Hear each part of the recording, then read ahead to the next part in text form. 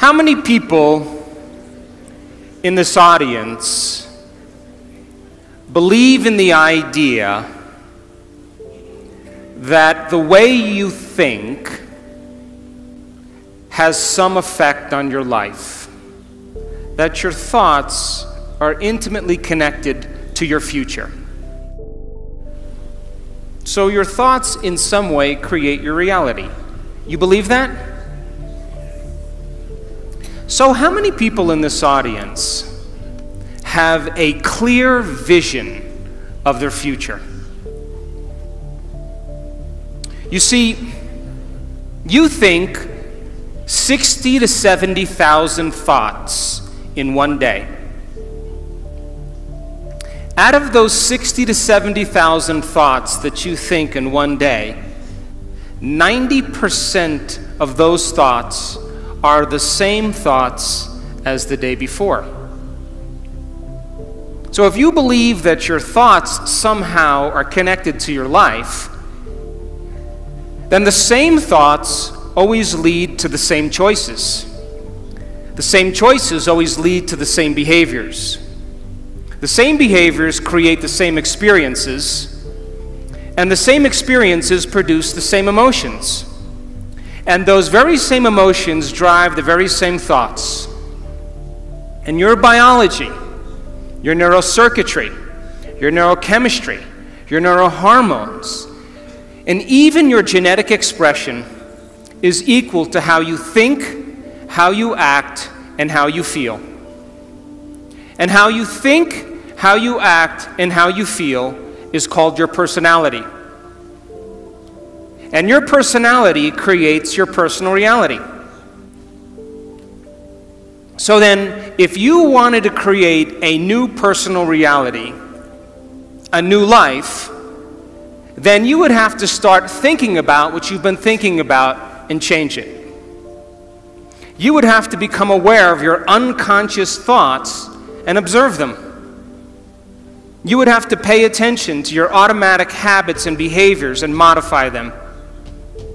And you would have to look at the emotions you live by every single day that are connected to your past and decide if those emotions belong in your future.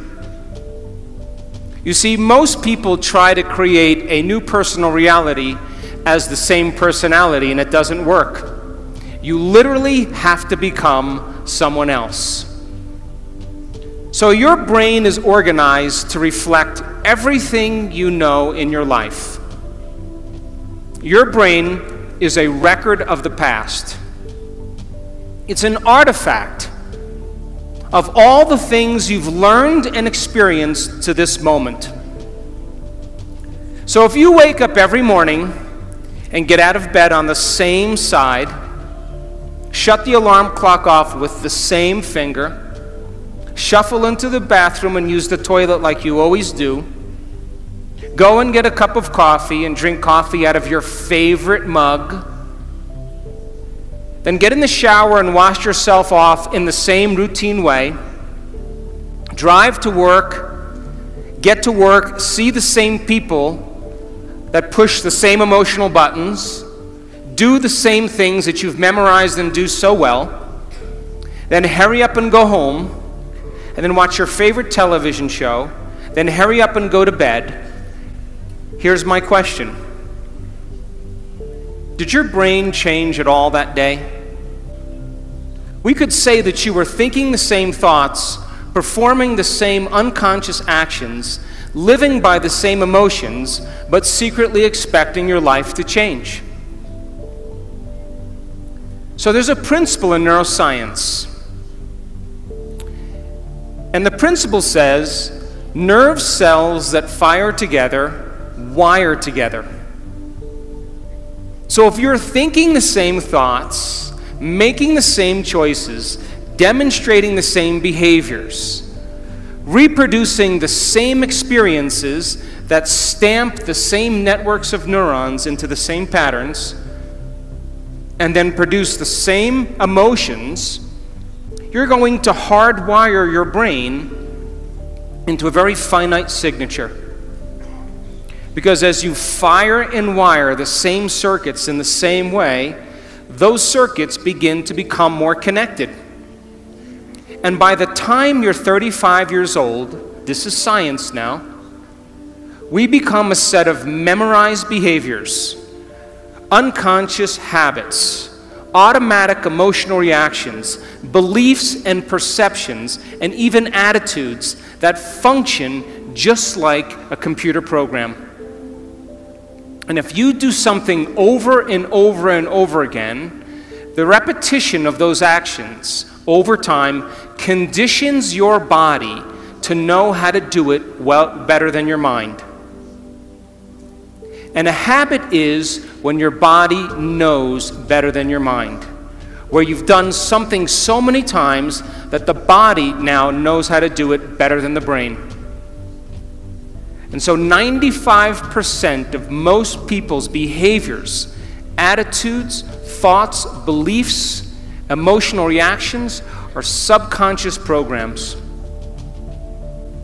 And every time you learn something new, you make new connections in your brain. That's what learning is. Learning is forging new synaptic connections. And the Nobel Prize laureate Kandel in the year 2000 found that when people learned one bit of information, they doubled the number of connections in their brain from 1,300 connections to 2,600 connections.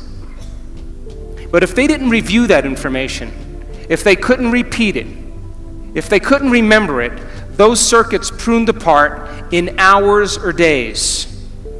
So if learning is making new synaptic connections, then remembering is maintaining and sustaining those connections.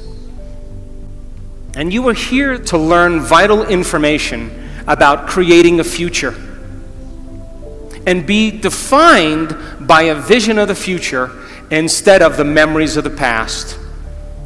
Because if you are not defined by some vision that is bigger than you, and you are not passionate about that vision, then you're left with the old hardware of the past in your brain, and you will be predictable in your life.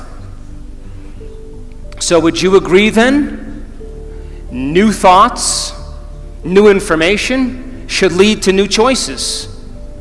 New choices should lead to new behaviors. And new behaviors should create new experiences. And new experiences should produce new emotions. And those new emotions should drive new thoughts. And that's called evolution. So if your brain is a record of the past, and you don't have a vision of the future, then you are living in the past. And you will never arrive at that new future.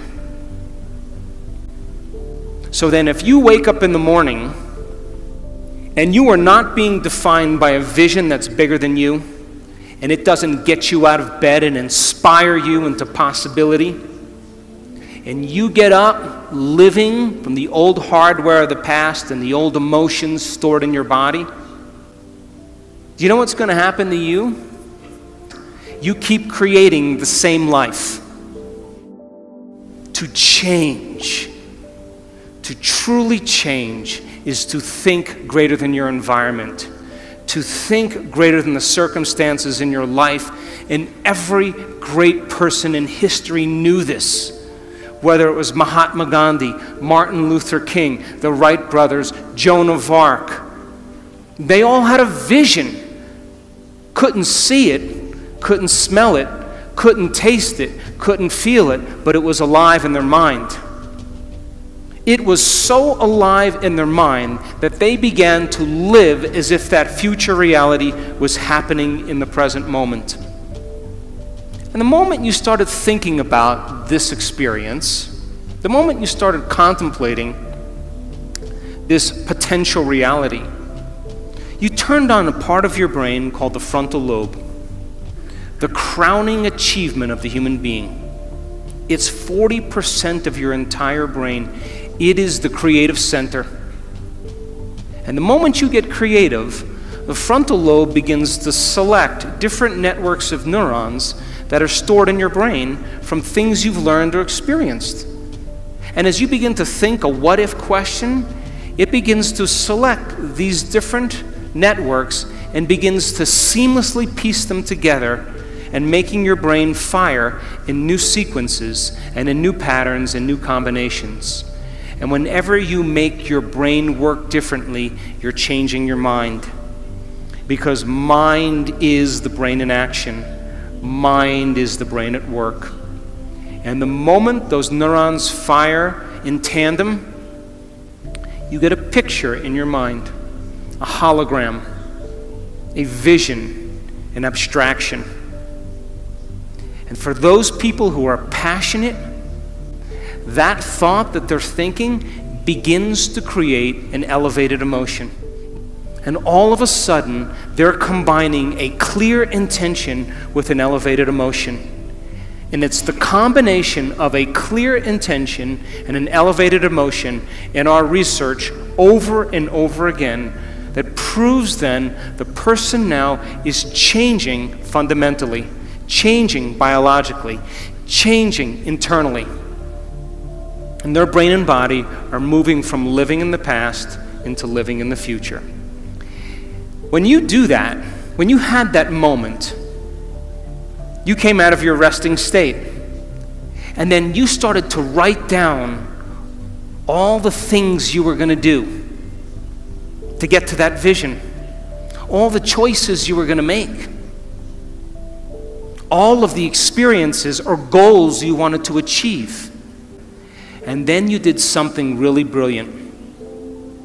You wrote down the choices you weren't going to make. And you began to separate the old self from the new self. The moment you realize that you're no longer making the same choices as the day before, you are going to feel uncomfortable. It's going to feel unfamiliar. It's going to be uncertain. There's going to be some unpredictability. And that's the moment you are heading towards the new self. And we call it stepping into the river of change.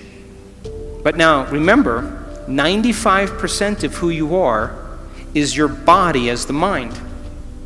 You know, you've done something enough times that your body does it better than your brain.